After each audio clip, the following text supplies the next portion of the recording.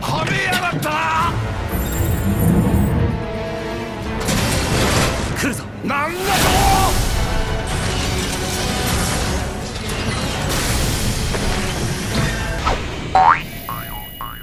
Gamer Braves.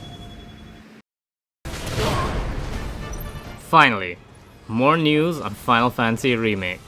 This is Wan Amirul from Gamer Braves, and today we're looking at Final Fantasy Remake Intergrade, the PS5 release for the totally not a remake of Final Fantasy VII. Before we get into it, don't forget to like this video and subscribe to see what PS5 games we're gonna cover next as well. Okay, so for the uninitiated, I think we need to explain just what Intergrade is.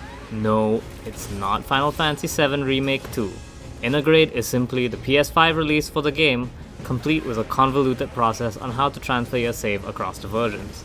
The other thing that's important to note is that if you picked up the free version of 7 Remake on the PS Plus, you won't be able to get the free upgrade to Intergrade. So without further ado, let's do a deep dive on all the stuff that's new in Intergrade. That's right, it's literally the same game. Okay, that's not entirely true. They did add some new things, like better textures and a photo mode. But don't expect any of the events of Remake to change just because you're playing it on your new air purifier instead of a PS4. The other thing to note is that the real star of this upgrade, episode Intermission Yuffie, is a separate purchase that you'll need to buy anyways. On that note, let's talk about Intermission Yuffie. This lets you play a totally new story chapter as Yuffie, the ninja who's yet to join Cloud's party.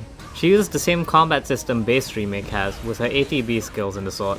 Despite this, she's easily one of the most fun characters to play with a giant throwing star, and her limit break is freaking Volcanic Viper. Nice.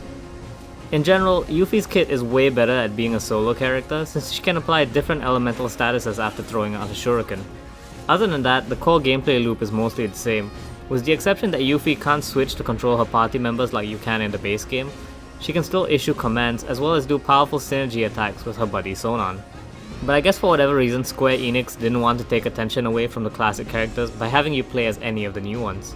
The game also has its own set of bosses and a campaign that's about 6 hours long if you faff around with the side content. Oh, and faff around you will with the new minigame Fort Condor.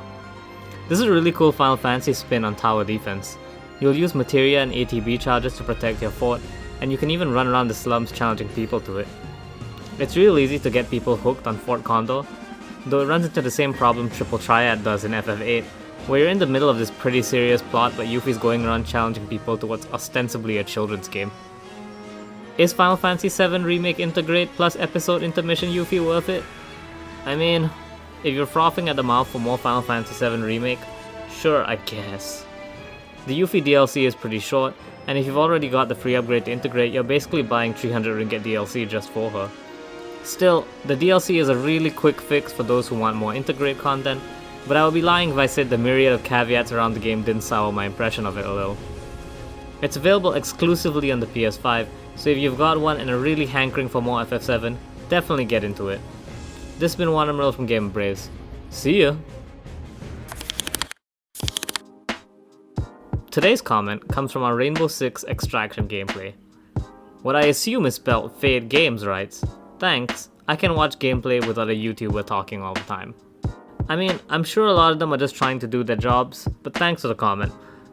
And don't forget to leave your own to get it read on the show.